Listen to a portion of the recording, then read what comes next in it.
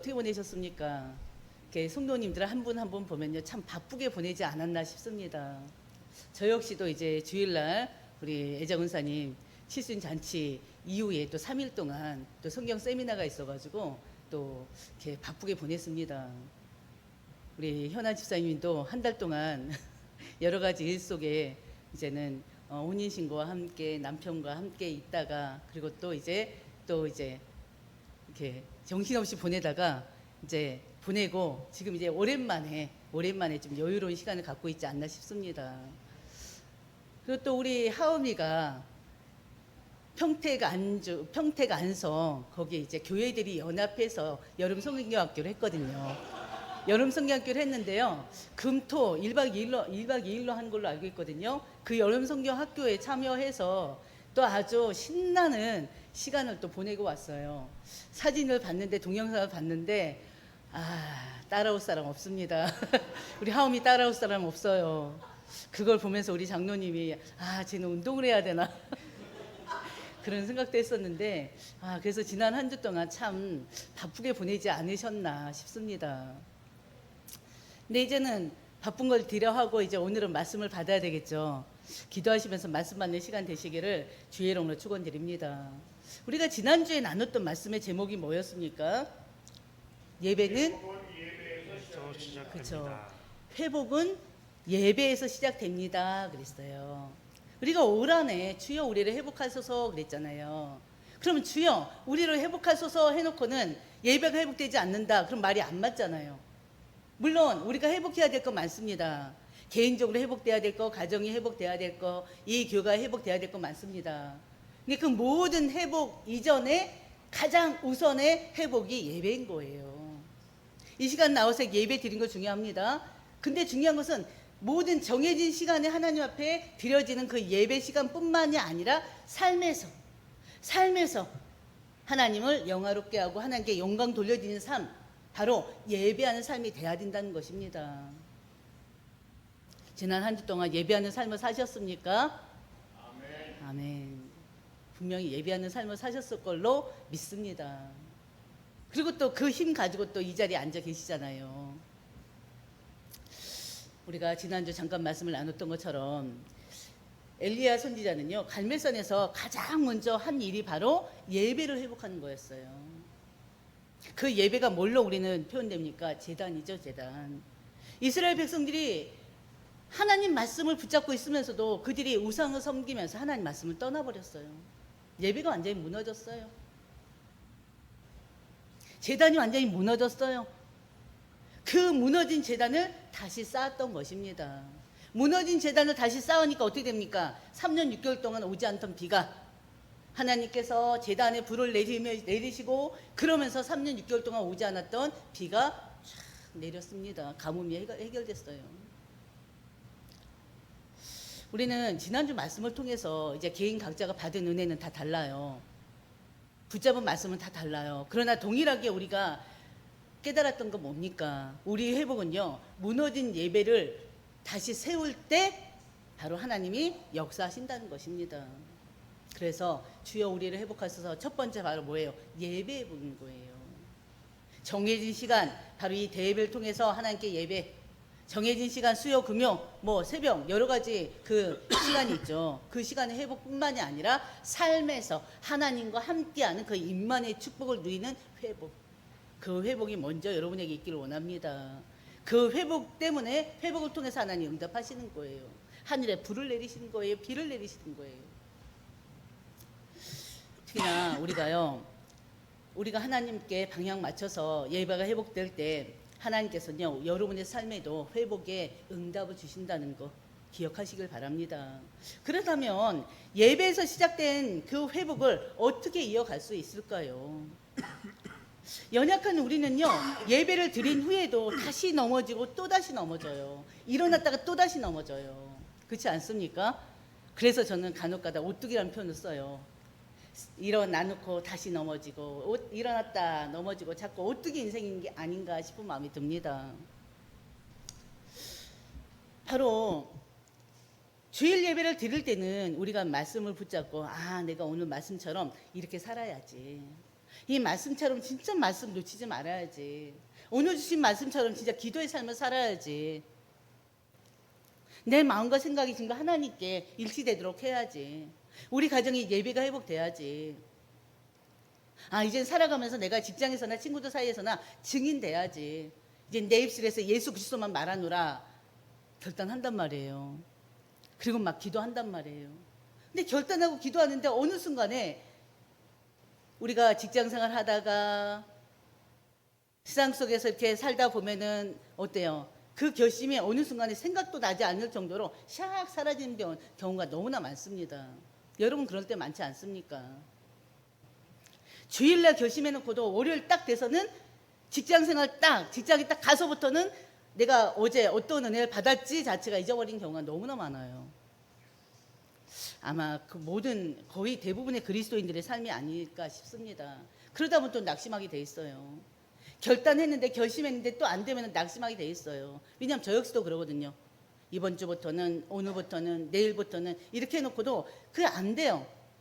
그동안에 그 가졌던 습관들 그 버릇들이 안 고쳐져요. 그러니까 또 다시 막 가슴을 치면서 도대체가 하면서 또 이제 막 저를 막 정죄합니다. 비판하고 비난합니다. 그럼 어느 순간에 사단이 샥 스멀스멀 올라와요. 그러면서 되게 그렇지 이렇게 된다니까요. 그러니까 여러분이 사단 속지 않도록 항상 말씀과 기도 속에서 항상 하나님을 바라보는 여러분들 되시기를 주의 이름으로 축원드립니다. 그리고 또 항상 사람의 말에 상처받지 말고요. 환경에 속지 마시고요. 어떤 욕에도 쉽게 넘어지지 않도록 항상 말씀 회복하시기를 주의 이름으로 축원드립니다. 왜냐하면요, 회복은요 한 번의 감동으로 끝나질 않아요. 그렇지 않아요? 회복은 단 한 번의 감동으로 절대 끝나질 않습니다. 회복은요 하나님의 은혜가 여러분들에게 매일매일 시분초 계속 되어져야 돼요. 하나님의 은혜가 매 순간 계속 공급돼야지만이 비로소 어떻게 해요? 매일의 삶 속에서 하나님과 함께하는 그 비밀을 누릴 수가 있는 거예요. 하루에도 12번씩 막 넘어졌다 일어났다 이게 아니라 그래도 최소한 기본적으로 어느 부분만큼은 어느 기간만큼은 유지할 수 있는 힘이 생기는 거예요.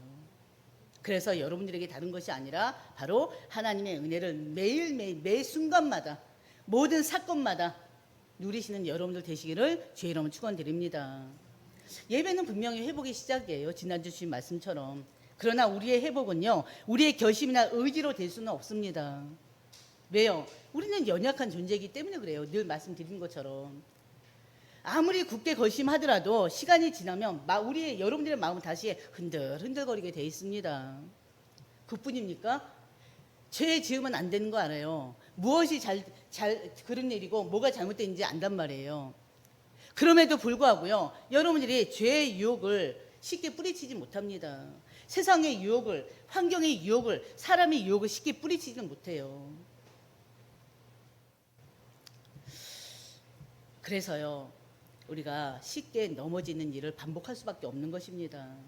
그래서 여러분들 다시 한번 항상 매일매일 다시 작정하는 거예요. 매일매일 다시 결단하는 거예요. 하나님 앞에서 기도하면서. 오늘 본문은요. 하나님께서 우리를 우리가 어떻게 회복하는지 그걸 보여주는 말씀이기도 합니다. 오늘 말씀을 통해서요. 여러분들에게 하나님의 은혜로 주신 바로 그 은혜의 삶을 다시금 새롭게 결단하고 시작하는 오늘 이 시간 되시기를 주의 이름으로 축원드립니다.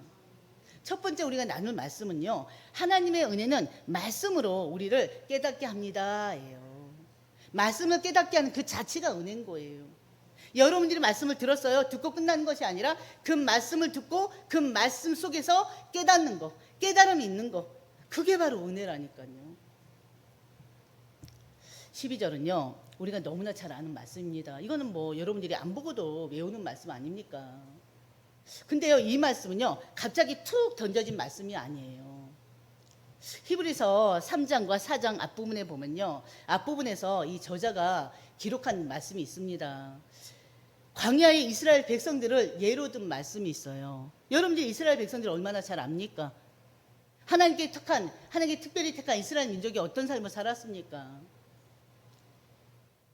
이스라엘 백성들은요, 출애굽 이후부터 40년 광야 생활만 하더라도 여러분 너무나 잘 알잖아요. 430년 동안의 애굽의 종살이가 끝났어요. 6월절 어린 양의 피로 해방됐어요.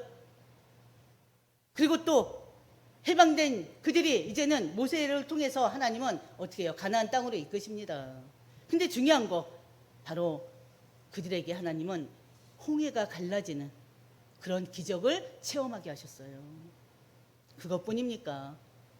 그들이 그 불신앙으로 인해서 3일 길이면 갈 수 있는 길을 40년 동안 가게 되잖아요. 근데 40년 광야길을 하나님이 어떻게 그들을 이끄셨습니까? 바로 하나님께서는요, 그들에게 하늘의 만나를 내려서 그들에게 양식이 되게 하셨고요. 바위를 쳐서 생수가 나게 하셨고요. 구름 기둥과 불 기둥으로 그들을 40년 동안 이끌으셨어요. 그런데요, 그들 중에는요, 1세대들은요, 가나안 땅을 아무도 들어가지 못했습니다. 여호수아 갈렙 외에는요, 가나안 땅을 정복하지 못했어요. 그들이 다 광야에서 다 죽어나가 버렸어요. 가나안 땅에 정복한 자들은요, 2세 이후들이에요. 무슨 말입니까? 그들에게 하나님 말씀이 없었습니까? 하나님 말씀이 늘 있었어요. 오히려 그들은요, 하나님 말씀을 들었고요. 거의 뭐 직접적으로 들은 거나 마찬가지죠. 모세를 통해서. 그러면서 하나님께서 그들을 하나님 백성이라 해서 특별한 약속까지도 주셨잖아요. 민족의 약속을 주셨잖아요. 후대에 대한 약속을 주셨잖아요. 근데 문제는요, 하나님의 말씀을 믿음으로 받아들이지 않았던 것입니다. 그들이.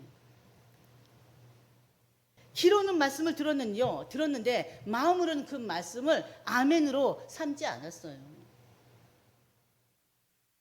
마음으로는 하나님 주신 말씀을 거부해 버렸습니다. 입으로는 하나님 말씀 불렀다니까요. 입으로는 하나님 말씀 부르는데, 여호와 하나님 아버지 불렀는데 삶을 통해서는 그 말씀에 절대 순종하지 않았어요. 그들이 바로 이스라엘 백성들 아닙니까? 구약 시대의 이스라엘 민족의 모습 아닙니까? 바로 그 경고 뒤에 나오는 말씀이 12절인 거예요. 그들의 불신앙의 결과가 어떻게 됐어요? 완전히 강대국에 바벨론에 포로되는 그런 일이 있지 않았습니까? 남북으로 갈라져서 북이스라엘은 아수르에, 남유다는 바벨론에 포로되지 않았습니까? 그리고 나서 70년 만에 회복됐어요. 그 신약 시대는 어땠나요? 이스라엘 백성들이 구약 시대에는요, 70년 만에 바로 포로에 해방됐는데요. 신약 시대에는 또 예수님이 오시고 난 이후 70년에, AD 70년에 무슨 일이 있었어요? AD 70년에 무슨 일이 있었죠? 예루살렘 성전이 무너지는 역사가 있었잖아요. 70년.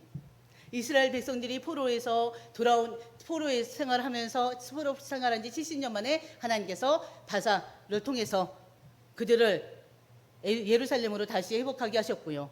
그렇죠? 와서 성전 짓고 성막 세우고 했잖아요. 성전 짓고 성벽 세우고 했잖아요. 그리고 예수님 시대에는 또 그 유대인들이 또 성전에서 하나님 말씀대로 살지 못하고 성전을 어떻게 됐어요? 완전히 장사하는 곳으로 만들어버렸잖아요. 거룩한 그 성전을, 말씀 듣고 기도하는 그 성전을 완전히 장사터로 만들어버렸잖아요. 그래서 예수님이 어떻게 했어요? 그 성전을 허물어버렸어요. 그게 바로 언제예요? AD 70년이에요. 그 성전 회복됐습니까? 지금 성전 회복됐어요? 안 됐어요. 그 성전에 누가 있어요?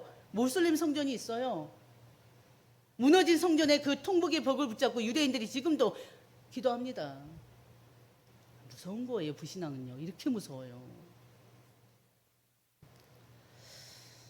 바로 그 이후에 주신 말씀이 12절 말씀입니다. 우리 같이 한번 보겠습니다. 하나님의 말씀은 살아있고 활력이 있어 좌우의 날선 어떤 검보다도 예리하여 혼과 영과 및 관절과 골수를 찔러 쪼개기까지 하며 또 마음의 생각과 뜻을 판단하나니. 이 말씀하면 우리는 항상 능력의 말씀의 능력을 우리는 항상 얘기하잖아요. 말씀은 살아서 역사는 맞습니다. 그 말씀으로 인해서 우리의 흉과 영혼과 관절과 골수까지 찔러 쪼개게 할 정도로 그 말씀이 우리를 치유한다. 그렇게 우리 여태까지 말씀을 나눴습니다. 그렇지 않습니까? 저도 강단 상사 그 얘기를 했어요. 말씀의 능력은 이렇다. 우리는 영혼을 치유한다. 우리의 관절과 골수를 쪼개 찔러게 할 정도로 우리 육신을 치유한다. 우리의 마음과 생각을 뜻을 판단한다. 이렇게 늘 말씀을 나눴습니다. 틀린 말은 아닙니다. 바로 이 말씀은요, 단순히 말씀의 능력을 설명하는 구절이 아니에요. 회복은 왜 말씀에서 시작되어야 하는지를 보여주는 말씀입니다. 하나님의 말씀은 지금도 살아하셔 역사하시는 능력의 말씀이에요. 아멘? 아멘 맞잖아요. 말씀은요, 죄인들을 변화시킵니다. 잠든 영혼을 깨웁니다. 말씀은요, 우리의 무뎌진 양심을 어떻게 해요? 다시 이렇게 세웁니다. 낙심한 사람들이 소망을 주기도 하고요, 굳어진 마음을 다시 부드럽게 만들기도 합니다. 이게 말씀의 능력이에요. 그래서 말씀은 좌우에 나선 어떤 것보다도 예리해서 혼과 영, 관절과 골수를 찔러 쪼개기까지 한다고 그랬어요. 네, 혼, 영, 바로 뭘 얘기합니까? 혼, 영은요, 사람의 내면을 가리키는 표현이에요. 우리의 영혼, 내면을 가리키는 표현이에요. 관절과 골수는요, 사람의 몸에서 가장 깊숙한 부분입니다. 칼이요, 관절과 골수를 닿는다는 것은 사실상 가장 깊은 곳까지 파고든다는 거예요. 말씀이. 무슨 말입니까? 말씀은요, 여러분의 중심을 다 드러내버리십니다. 말씀은요, 여러분의 행동뿐만이 아니라 여러분의 생각, 여러분이 가지고 있는 뜻, 여러분이 가지고 있는 동기, 그 모든 것까지 다 드러내신다는 거예요. 이해되십니까? 말씀은 치유의 능력이 있는 거 맞아요. 근데 그 말씀이 여러분들을 다, 여러분이 숨기고 있는 그 모든 것을 다 드러내 보여주신다는 거예요. 사람은요, 얼마든지 다른 사람들 앞에서요, 자신을 포장할 수 있어요. 그렇지 않습니까? 얼마든지 포장해요.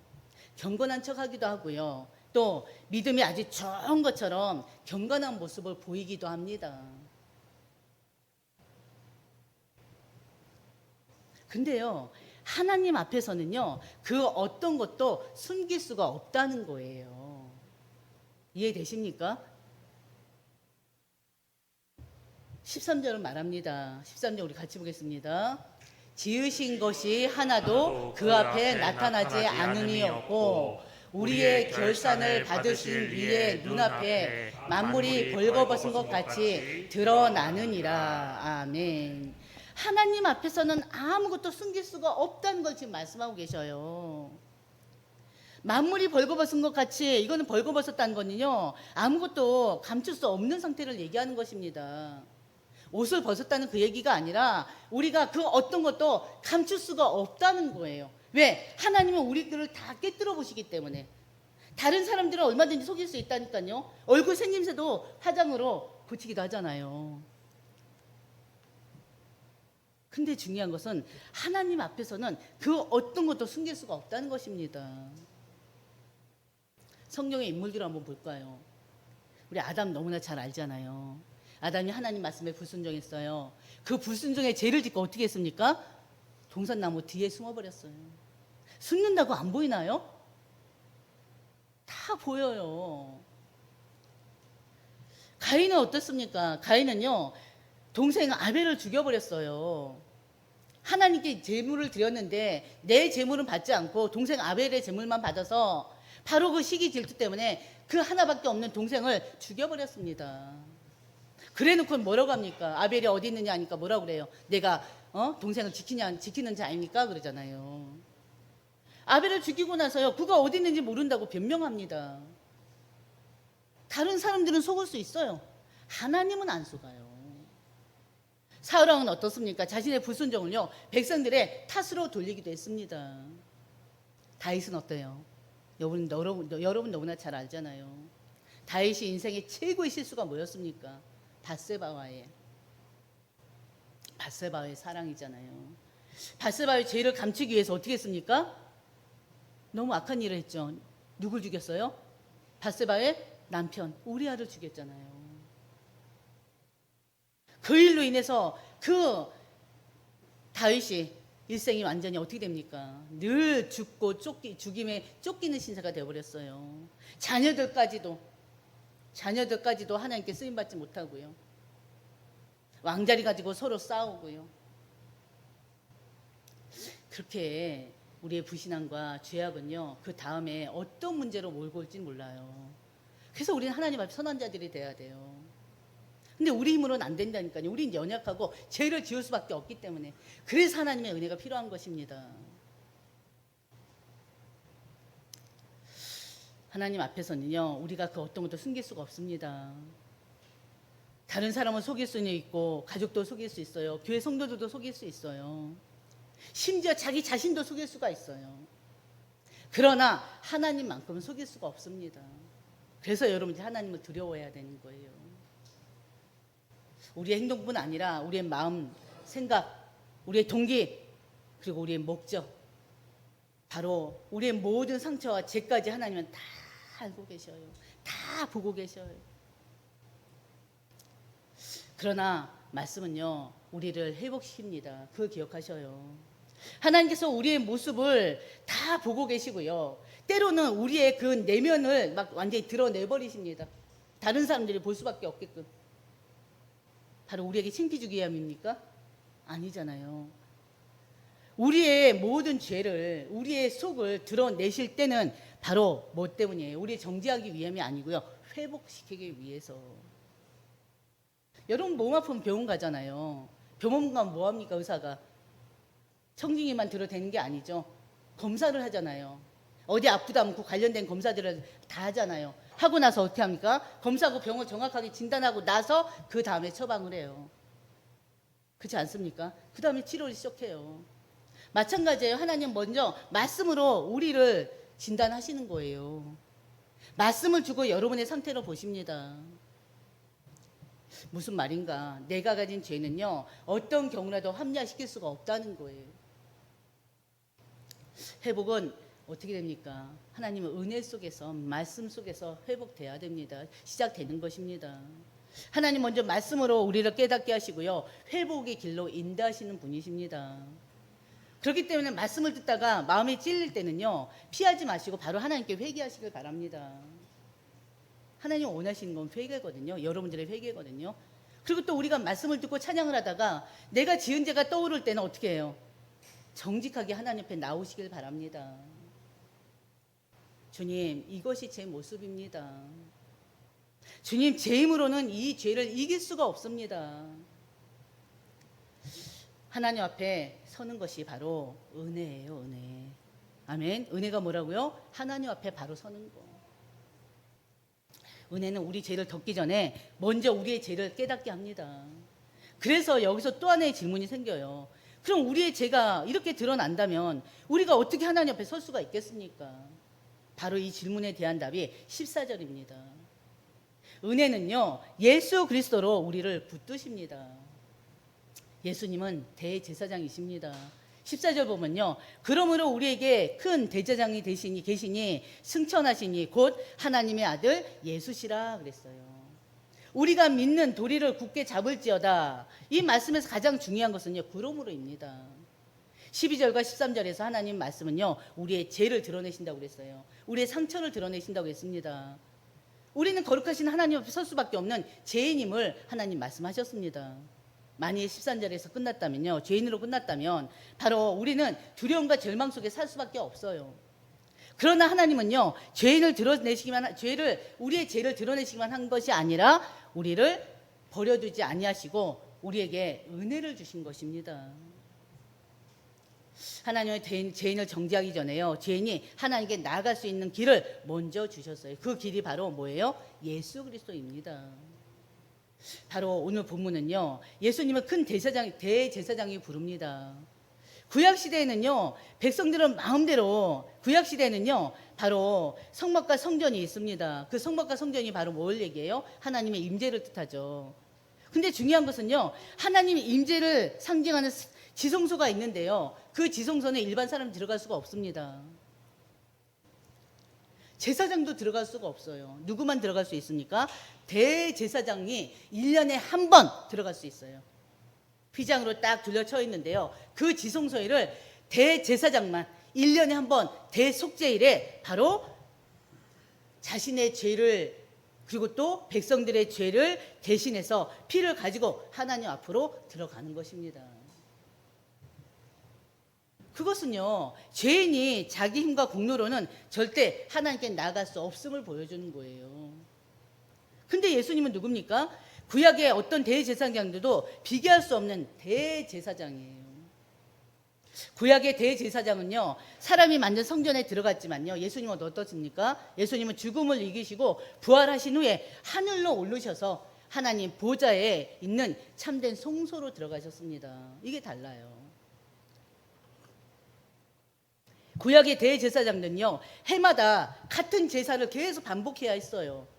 그러나 예수님은 어떻게 했어요? 예수님은 자기 몸을 단 한 번 드림으로 인해서 영원한 속죄를 이루셨습니다. 아멘. 바로 예수님은요, 하나님 아들이셔요. 완전한 하나님이십니다. 동시에 그분을 예수라고 불러요. 하나님의 아들 예수시라. 하나님이신 메시아 그리스도께서 육신을 입고 이 땅에 오셨다는 걸 얘기합니다. 성육신. 그 이름이 바로 하나님께서 우리와 같은 사람이 되셨다는 그 사실을 보여주는 거예요. 예수라는 그 이름이. 예수님은요, 멀리 계신 하나님이 아니십니다. 우리 삶 한가운데로 바로 들어오신 하나님이세요. 그렇다면 왜 하나님의 아들이 사람을 되셨습니까? 바로 15절에 그 이유를 밝히고 있어요. 15절 한번 같이 보겠습니다. 우리에게 있는 대제사장은 우리의 연약함을 동정하지 못하실 리가 아니요 모든 일에 우리와 똑같이 시험을 받으신 이로되 죄는 없으시니라. 이 동정한다는 말은요, 바로 단순히 불쌍하다 안 됐다 그런 얘기가 아닙니다. 상대의 고통을 함께 느끼고 그 아픔을 함께 짊어지는 깊은 공감을 말하는 얘기예요. 예수님은요, 우리의 연약함을 아십니다. 왜요? 바로 예수님께서 직접 우리 인간이 가지고 있는 그 모든 고통과 아픔을 직접 체험하신 분이기 때문에 그렇습니다. 물론 체험하지 않아도 아셔요. 예수님은 어떤 분이십니까? 가난한 목수의 가정에서 태어나셔서 그 가난한 목수의 가정에서 자라셨어요. 그래서 사람들의 가난을 너무너무 잘 알아요. 고향 사람들에게 배척을 받으셨습니다. 종교 지도자에게 비난을 받으셨어요. 특히나 십자가를 지시기 전에 바로 사랑하는 제자들에게 배신을 당하셨던 분 아닙니까? 십자가를 앞두고요, 제자들이 모두 도망가는 그런 일이 있었어요. 그래서 예수님 외로움을 느끼셨습니다. 유대인들로부터 억울한 재판도 받으셨어요. 사랑하는 나사로가 죽고 나서는요, 그 무덤 앞에서 눈물도 흘리셨습니다. 바로 그분이 누구예요? 예수님이세요. 십자가에서 버림으로 고통을 온몸으로 감당하셨던 분 바로 예수님이라니까요. 그렇기 때문에 우리의 인생에서요, 예수님이 모르시는 고통은 단 하나도 없는 거예요. 직접 체험도 하셨기 때문에. 체험 안 하셔도 알지만. 여러분의 고통을 다른 사람들은 모르잖아요. 여러분의 아픔을 압니까? 근데 예수님은 아셔요. 여러분들이 흘린 눈물을 안다니까요. 여러분들이 말하지 않아도 여러분의 속사정을 다 아셔요. 누가요? 예수님께서. 여러분이 참아온 세월을 아시고요. 여러분의 마음속 깊은 곳, 그 상처까지 하나님은 다 아십니다. 여러분들이요, 믿음을 잃지 않으려고 막 애쓰고 노력하는 것도 알아요. 그렇기 때문에 여러분은요, 결코 혼자가 아니라는 사실을 기억하시길 바랍니다. 예수님의 공감은요, 단순히 위로에서 끝나질 않아요. 예수님은 지금도 여러분들을 위해서 중보하고 계십니다. 바로 본문의 결정적인 한마디가 바로 죄는 없으시니라 그랬어요. 이 한 문장이 바로 복음 자체입니다. 예수님은요, 우리처럼 시험을 받으셨지만 죄를 짓지 않으신 분입니다. 죄가 없는 분이에요. 죄가 없는 분이 우리 인간의 죄를 해결하기 위해서 직접 십자가 지지 않으셨습니까? 그 예수님으로 인해서 우리가 죄가 해결되지 않았습니까? 사망의 권세에서, 사단의 권세에서 완전히 해방되지 않았습니까? 우리가 주일에 은혜 받고도요, 평일에 다시 넘어질 때가 있어요. 말씀드렸던 것처럼 낙심할 때도 있어요. 죄와 싸우다 실패할 때도 있습니다. 그런데도 우리가 완전히 하나님으로부터 버림받지 않은 이유가 바로 뭡니까? 바로 대제사장, 큰 대제사장 예수 그리스도께서 지금 우리를 위하여 중보하고 계시기 때문에 그렇습니다. 여러분의 구원이 안전합니다. 구원이 안전한 이유가 뭐예요?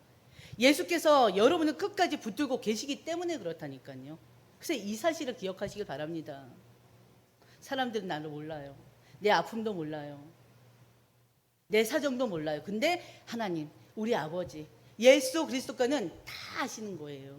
내가 이 땅에 태어나기 전부터 태어나서 오늘의 일기까지 내가 어떤 삶을 살았는지 다 아신다니까요. 그렇기 때문에 우리의 회복은요, 다른 데 있지 않습니다. 예수 그리스도 십자가에 있습니다.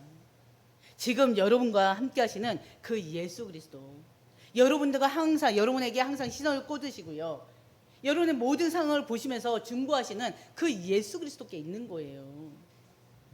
바로 은혜는 무엇입니까? 세 번째예요. 은혜는요, 은혜의 보좌에서 우리를 회복하시는 것입니다. 이제 하나님의 은혜의 보좌로 담대히 나아가는 여러분들 되시길 바랍니다. 16절에 다시 그러므로 라고 시작해요. 앞에서 하나님 말씀은요, 우리의 죄와 상처를 드러내셨습니다. 그리고 또 큰 대제사장 예수 그리스도께서는 우리의 중보자가 되신다는 걸 말씀하셨어요. 하나님께 나아갈 수 있는 길을 열어주신 분 바로 예수 그리스도 아닙니까? 그렇기 때문에 이제 우리는요, 두려움이 아니라 담대함으로 하나님께 나아갈 수가 있는 것입니다. 우리의 힘이 아니라 우리와 함께하는 예수 그리스도를 통해서. 16절 어떻습니까? 다 같이 보겠습니다. 그러므로 우리는 긍휼하심을 받고 때를 따라 돕는 은혜를 얻기 위하여 은혜의 보좌 앞에 담대히 나아갈 것이니라. 여기서 주목해야 될 게 뭘까요? 은혜의 보좌. 성경은요, 하나님의 보좌를 그냥 보좌라고 하지 않았습니다. 은혜의 보좌라고 그랬어요. 우리는 긍휼하심을 받고 때를 따라 돕는 은혜를 얻기 위하여 은혜의 보좌 앞으로 담대히 나아갈 것이니라.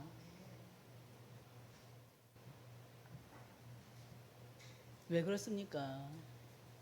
고대 사회에서 왕의 보좌는요, 은혜의 자리가 아니라 두려움의 자리였어요. 왕의 허락 없이는요, 그 왕의 보좌 앞으로 나갈 수가 없습니다. 왕의 허락 없이 보좌 앞으로 나간다, 그 자체가 죽음이에요. 우리 에스더 왕비 너무나 잘 알지 않습니까? 에스더가 바로 모르드게가 유대인들을 죽이려고 할 때 왕 앞에 나가야 돼요. 근데 중요한 거 어떻습니까? 왕 앞에 나가야 되는데 그때 왕 앞에 나기 전에 했던 일은 뭐예요? 죽으면 죽으리라는 그 심정으로 나간 거예요. 왜? 왕이 부르기 전에는 절대 왕의 보좌 앞으로 나갈 수 없기 때문에요. 근데 예수님께서는요, 십자가에서 우리의 죄값을 완전히 담당하셨습니다. 하나님의 공의를 만족시키셨어요. 예수님이 십자가 못 박에 돌아가실 때 성전의 휘장이 위에서 아래로 딱 찢겨졌잖아요. 뭘 말합니까? 죄인을 가로막고 있던 담이 완전히 무너진 것입니다. 이제 죄인이 예수를 통해서 하나님께 나아가게 된 거예요. 그래서 바로 이 보좌는요, 은혜의 보좌인 것입니다. 하나님께 나아가는, 예수 그리스도를 통해서 우리가 하나님께 나아가는 바로 산 길이 열렸어요. 그래서 이제 그리스도 안에 있는 바로 성도들에게 하나님의 보좌는요, 더 이상 심판의 보좌가 아닙니다. 우리에게 하나님 보좌는 어떤 보좌? 어떤 보좌? 은혜의 보좌예요. 은혜의 보좌. 기억하시길 바랍니다. 하나님께서 우리를 용서하셨습니다. 치유의 응답을 주셨습니다. 바로 그 보좌예요. 용서의 보좌, 치유의 보좌, 바로 하나님의 보좌예요. 우리에게 새 힘을 주시는 보좌, 다시 시작할 수 있는 힘을 주시는 보좌, 그 보좌가 은혜의 보좌입니다. 그래서 하나님 우리에게 말씀하십니다. 담대히 나아가라. 어디로? 은혜의 보좌 앞으로. 여러분들 오늘 말씀은 꼭 기억하시길 바랍니다. 하나님은요, 우리에게, 여러분에게 긍휼을 베푸시는 하나님이세요. 긍휼은요, 우리가 받아야 될 바로 심판 대신 용서를 베푸시는 하나님의 자비를 말합니다. 하나님은 죄를 가볍게 여기는 분은 아니십니다. 그러나 예수 그리스도의 십자가를 보시고 하나님께 회개하는 자는 반드시 하나님 긍휼을 여기시고 용서하셔요. 우리가 넘어졌을 때 왜 넘어졌냐라고 밀어내시는 분은 절대 아니십니다. 다시 일으켜 세워서 여러분들을 이끄시는 긍휼의 하나님, 바로 예수 그리스도이십니다. 하나님은요, 때를 따라 돕는 은혜를 주신다고 그랬어요. 때를 따라라는 말은요, 가장 적절할 때 가장 필요한 그 순간이란 뜻이에요. 무슨 말입니까? 하나님은 우리에게 가장 적절한 그 순간에, 바로 가장 필요한 그 순간에 역사하신다는 거예요. 여러분들 경험하지 않았습니까? 분명히 경험했을 거예요. 하나님 우리의 형편을 너무나 잘 아시기 때문에 그렇습니다. 여러분에게 무엇이 필요한지 여러분 자신보다 여러분을 더 잘 아시는 분이세요. 그리고 가장 선한 때 가장 좋은 방법으로 역사하시는 하나님이십니다. 그래서 중요한 것은 때를 따라 가장 적절할 때 여러분의 하나님의 그 필요가 가장 요구될 때 그때 하나님은 하시는 거예요. 근데 우리는 깨닫지 못하잖아요. 왜 안 되지? 왜 응답이 없지? 왜 이 어려움이 계속되지? 자꾸 내가 자꾸 하나님이 하실 일을 막아버려요. 오히려 믿으시길 바랍니다. 하나님이 때를 따라 돕는 그 은혜를 믿으시길 바랍니다. 아멘. 하나님은 모든 사람에게 똑같은 방식으로 역사하지는 않아요. 어떤 사람에게는요, 문제부터 해결해 주시기도 하고요, 어떤 사람에게는요, 문제를 견딜 수 있는 힘을 주셔요. 여러분들 기도했을 때 바로 응답되는 게 있었잖아요. 근데 어느 때는 응답되지 않는 게 있잖아요. 근데 그 기다림을 통해서 하나님이 인내의 그런 시간을 갖기도 하시는 것입니다. 그리고 또 어떤 사람에게는요, 닫혀있던 문이 열리기도 하십니다.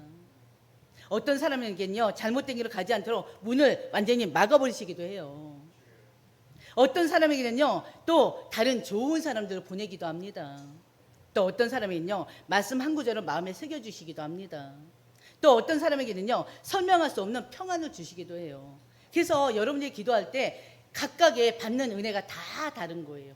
하나님 방법이 다 다른 거예요. 똑같지가 않아요. 여러분에게 맞게. 그래서 여러분들이 바로 한 가지, 하나님이 여러분을 절대 홀로 두지 않는다는 거 기억하시길 바랍니다. 하나님은 절대 여러분들에게 타이밍을 놓치는 분이 아니라는 거, 응답해야 될 그 타이밍을 놓치지 않아요. 내가 급한 것 뿐이에요. 그래서 우리보다 먼저 하시고 우리보다 먼저 준비하시고 여러분에게 가장 좋은 때를 하나님이 가장 좋은 시간에 은혜를 베푸신다는 거, 그것만 기억하시길 바랍니다. 그러면은 어떠한 불판도 불평도 원망도 우리에게 다 사라질 수가 있어요. 오늘 말씀 다시 한번 붙잡으시길 바랍니다. 은혜는요, 말씀으로 우리를 깨닫게 합니다. 하나님의 은혜는요, 예수 그리스도로 우리를 붙들게 합니다. 하나님의 은혜는요, 은혜의 보좌에서 계속 공급해 주십니다. 그래서 여러분들이 은혜의 보좌 앞으로 나가시기를 주의 이름으로 축원드립니다. 우리 같이 합심으로 기도하는 시간 됐으면 합니다. 이 주보 펴놓고 기도하세요. 바로 하나님의 말씀이 우리의 심령을 깨우고요, 우리의 죄, 숨겨진 죄, 상처가 이제 드러나게 하시고 그 속에서 날마다 회복의 은혜를 누리게 해달라고 기도하시길 바랍니다. 우리의 연약함을 아시는 하나님께서요, 예수 그리스도를 더욱 우리가 그 예수님을 의지하고요, 낙심하지 않고 끝까지 바로 하나님 말씀을 붙잡고 살아가는 자들이 되게 해달라고 기도하시길 바랍니다. 은혜의 보좌 앞으로 날마다 담대히 나가는 그런 자들, 그래서 때를 따라 주시는 하나님의 은혜를 체험하고 누리는 하나님의 백성 되게 해달라고 기도하시길 바랍니다. 우리 같이 기도하겠습니다.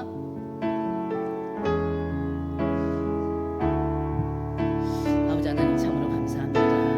오늘 은혜는 회복은 은혜로 이어진다, 이 말씀 주셨습니다. 아버지 하나님, 우리 모든 성도들에게 오늘의 말씀이 들려지게 하시고 오늘의 주신 말씀 마음속에 새겨지게 하시고 그 말씀이 삶 속에 그대로 적용될 수 있도록 하나님 인도해 주시옵소서. 하나님 말씀이 우리 성도들의 심령을 깨우는 말씀이 될 수 있도록 하나님 인도해 주시옵소서. 말씀을 통해 숨겨진 죄와 숨겨진 상처들이 그동안에 하나님 아버지 정말 하나님 마음속 깊이 새겨졌던 상처들이 깨달아지게 하고 인도해 주시옵시고 날마다 하나님의 은혜로 회복의 시간표가 될 수 있도록 하나님 인도해 주시옵소서. 우리의 연약함을 아시는 하나님 아버지, 우리가 더욱더 예수 그리스도를 의지하게 해주시옵소서.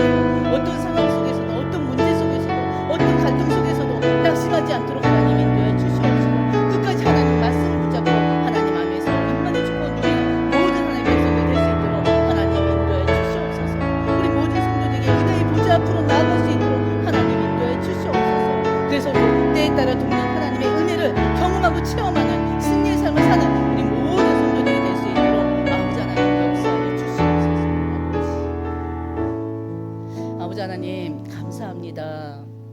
회복은 은혜로 이어진다는 이 말씀을 주셨습니다.